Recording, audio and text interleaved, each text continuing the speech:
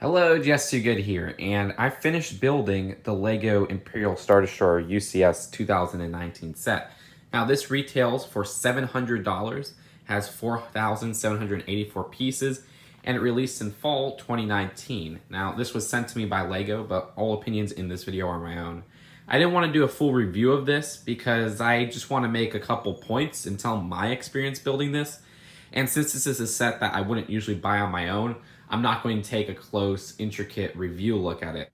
Now, before I state my own personal complaints or reiterate complaints that aligned with my opinion from the people that this is aimed towards, let's give it some praise and say that the detailing on this exterior is fantastic. They put a lot of time into putting just little small, surface detailing and greebling. Just take a look at the side and how all of these are just aligned and structured to give it a very authentic look to the appearance of the ISD in the movie. Now, if you look through this main cockpit area, I guess you could say, there's not an interior here, though there is an easy to remove panel. And you just slide these forward. Be a little bit careful. And this is a look at the interior. There is no interior for the figures or anything. Rather, there's just this big Technic structure that holds the whole build together. Now, it isn't a big, mistake that it doesn't have an interior. Now that I have this built, I understand that they need this structure. But it would have been cool to just get something. And the UCS Millennium Falcon actually had something. There was a little tiny area to just put your minifigures on display. It kind of makes the minifigures of the set pretty useless. Though this interior does serve a purpose because it's one of the few ways you could lift up this set just by grabbing it here. There's also a way to hold it from the bottom, which I'm not going to be able to film, but I did do it earlier, and it worked pretty well. No pieces fell off. I don't like lifting up that way since it tilts the set backwards with this top-heavy part. Of course, that area is what I call the head, and they have some more removable panels, though they just kind of hook into place with these pieces right here. There's one at the front and then one all the way at the back. This design is one of my favorite parts of the set because of its detailing, and I like the shaping they have going on here. So I kind of appreciate that part of the build.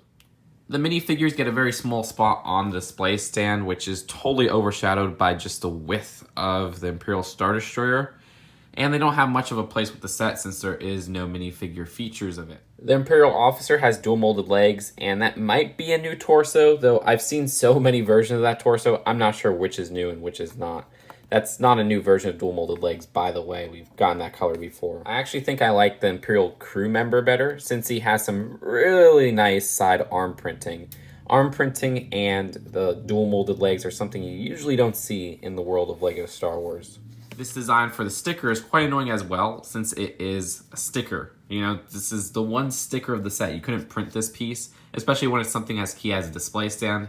Again, not that it would be anything noticeable because that display stand is just totally overshadowed by the ISD. And actually talking about the size, this does have a pretty good size to it. Is it $700 big? I don't think so. I think this is more of a $500 set. But like I said, they do get a lot of the detailing done pretty well. And what's a curse to that blessing is that since this is so detailed and so big, it's a very repetitive build. This was by far one of the most boring sets I ever had to build. And that's why it took it so long. I wasn't excited. I wasn't looking forward to building this. But at the end of the day, I'm okay with a boring build. I'm not okay with a build that is structurally flimsy. And I have to say, there's a lot of flimsy parts in my experience. That may be because my build skills aren't totally there. But as somebody who's been building for more than 15 years and just doing tons of big sets, tons of small sets, I do find it quite annoying that these panels are just a pain in the ass to line up. That was a big problem where it just kind of popped back up if I was trying to push it down. Some pieces that kind of restructure it like these that are supposed to hold it in place are extremely loose. A lot of pieces at the side with these turrets and everything easily pop off. And I have a bowl, actually. I have a bowl right here of pieces that I don't know where they go on.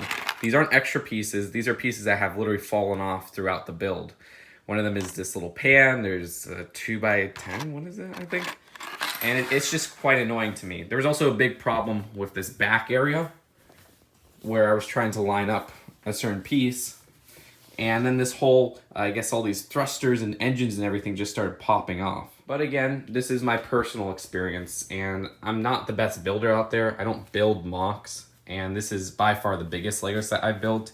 second to what, Ninjago City and the Ghostbusters HQ. Before I wrap up, there are some parts I just wanted you to see just to kind of highlight the build of this. Again, it's a set that if you look at it from any angle, there's going to be some detailing to it. So that's why it makes it so sad that there's no interior. And you can see this panel's already popping off. I gotta line it once again. And at the bottom is a very interesting hangar bay build, which is probably one of my favorite parts of the set because it does feel so unique. There's some markings using some of those curved parts to represent the trenches, and this design of a mini TIE fighter. And there's the miniature Tantive, which just kind of hangs on the side of the build using a hinge piece.